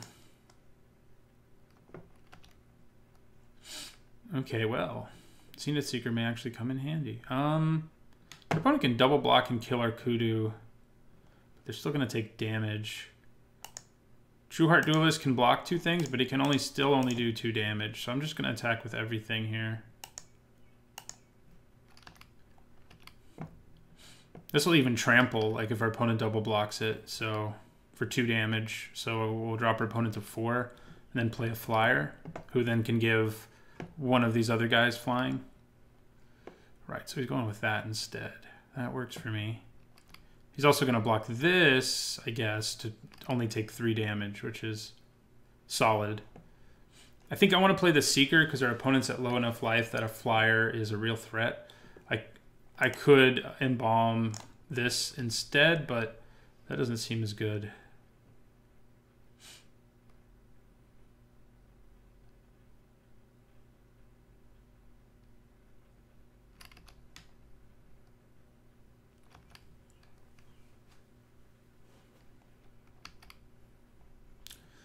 Yep, I'm not going to do anything in response. Oh no, he goes to 6 because this is already lethal over here. Yeah. Trample. Yeah, and then we'll play Zenith Seeker. And we may actually give a creature flying next turn. We haven't done that all day. Reach. What's that about, man? Who does that? That is a big help. I'm going to cast Illusory Wrappings on this guy. And I'm going to attack with both of these.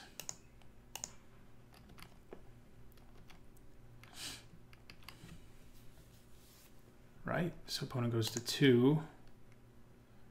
I'm going to do this while I'm thinking about it. And in my turn. Do we get there? Feel like it's fairly likely we do, thanks to the fact that we can just cycle and give Ornery Kudu flying, and we did it.